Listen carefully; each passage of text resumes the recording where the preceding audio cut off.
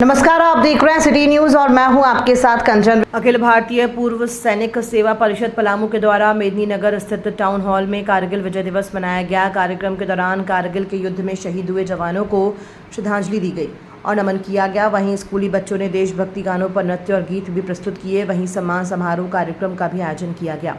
कार्यक्रम के दौरान संत मरियम स्कूल के डायरेक्टर अविनाश देव, भाजपा नेता विनाश वर्मा, भाजपा जिला अध्यक्ष अमित तिवारी, भारतीय जनता युवा मोर्चा जिला अध्यक्ष ज्योति पांडे, महावीर नवयुवक जनरल के अध्यक्ष पंकज जायसवाल, नगर पालिका पूर्व अध्यक्ष सुरेंद्र सिंह, ट्रैफिक प्रभारी समाल अहमद समेत पूर्व सैनिक मौजूद रहे।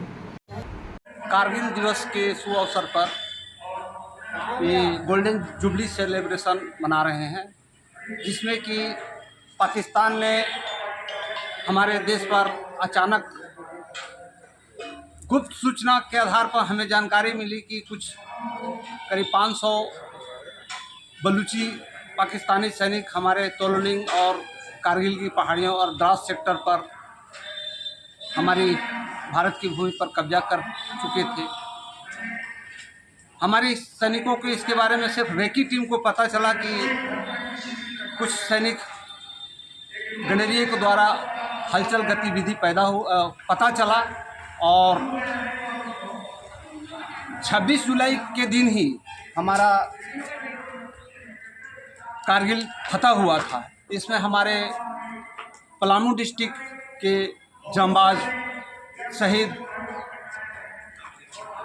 जुगंबर दीक्षित, जो कि सतवहनी गांव के रहने वाले थे, प्रबोध महतो जी, जो यहीं ये जमुने से आगे कौन सा गांव पड़ता है वो,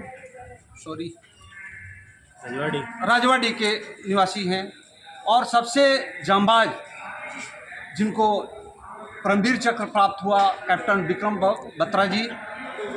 इनका स्लोगन भी था कि ये दिल मांगे मोर। उन्होंने एक के बाद एक पहाड़ियों पर फतह करता गया और अंततः उन्होंने एक स्लोगन दिया कि मैं रहूं या ना रहूं, मेरी या तो मैं जीवित रह करके झंडा फहराऊं या तो मैं तिरंगे में लिपट करके घर अपने माँ के पास शहीद हो करके वापस जाऊं।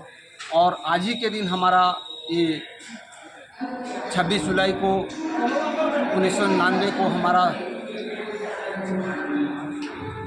कारगिल, द्रास और तोलोलिंग कई पहाड़ियां हैं, जो कि अनगिनत पहाड़ियां हैं, जिन पर कि काफ़ी संघर्षों के बाद हमारा विजय प्राप्त हुआ।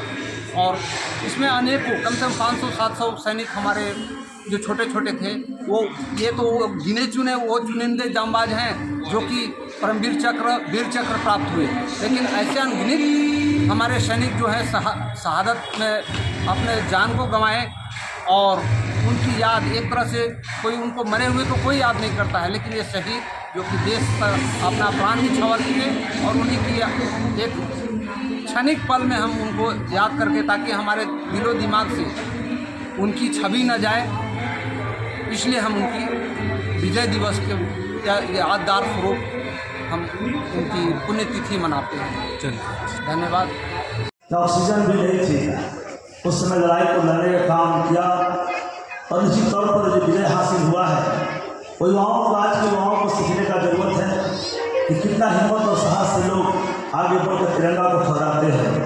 आज इस टाउन हॉल के प्रसार में उपस्थित पूर्व सैनिक सेवा परिषद के तत्वाधान में विजय कारगिल दिवस मनाया जा रहा है। इसमें शहर के सभी तमाम वरिष्ठगण, शिक्षाविद, समाजसेवी सभी लोग यहाँ मौजूद हैं। मैं सभी को प्रणाम करता हूँ, जोहार करता हूँ, नमस्कार करता हूँ। और जितने यहाँ सैनिक हैं जो पूर्व में लड़ाई को लड़े हैं, ऐसे मेरे अनुसार शिक्षक हो या सैनिक हो, दोनों तभी हो सकते हैं। जो वर्तमान में जो जोश और जुनून इनके पास है, जो सैनिक पर जोश और जुनून है, हमेशा निश्चित तौर पर आने वाले पीढ़ी को हमेशा याद दिलाते रहेंगे कि सेना के बिना हमारा आपका जीवन अधूरा है। ऑक्सीजन खत्म हो जाए, एक पल में हम गिर जाते हैं। अगर सैनिक हमारे, उनको कुछ भी हो जाए या कोई परेशानी हो जाए, देश हमारा लड़खड़ा सकता है। इसलिए सर ने जिस बात को कहा, अभी वर्तमान समय में हमारे आपके लिए चुनौतियाँ हैं, कि सैनिक के परिवार को मान सम्मान मिले, तभी सैनिक मजबूती से देश के बॉर्डर पर लड़ सकते हैं और मजबूती से देश को पुनः विश्व गुरु बना सकते हैं। तमाम पत्रकार बंधु यहाँ मौजूद हैं। मैं इतना ही कहूँगा, ईश्वर साधना का शेष रहना चाहिए, मैं रहूं कि ना रहूं, ये देश रहना चाहिए। देश निश्चित तौर पर एक विश्व गुरु हो, हम सबको देश को आगे बढ़ाने के लिए, चाहे वो जरूरत नहीं कि हम वर्दी पहन के देश की सेवा कर सकते हैं। आज मैं अपने स्कूल में बच्चों से बोल रहा था कि शिक्षक ईमानदारी से पढ़ा रहे हैं, वो भी देश की सेवा कर रहे हैं। जो बच्चे ईमानदारी से पढ़ रहे हैं, वो भी देश की सेवा कर रहे हैं। जो लोग अपने काम को ईमानदारी से, राजनीति ईमानदारी से कर रहे हैं, समाज सेवा ईमानदारी से कर रहे हैं, वो भी देश की सेवा कर रहे हैं। हम सब मिलकर जिस तरह से चाहते हैं कि भारत विश्व गुरु हो, लगातार निरंतर अगर हम चलते रहे तो आगे हमारा आपको बढ़ेगा। एक सैनिक का दर्द क्या होता है, एक लाइन में बयां करूंगा, जब युद्ध चल रहा हो और माँ की ललकार क्या होती है। कहा जाता है कि प्यार भी भरपूर गया, प्यार भी भरपूर गया, मान का सिंदूर गया, प्यार भी भरपूर गया, मान का सिंदूर गया।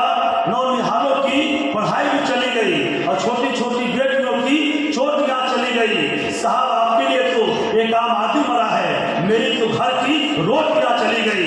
इसके बाद भी अम्मा ने खत लिखा बड़े चाव से, इसके बाद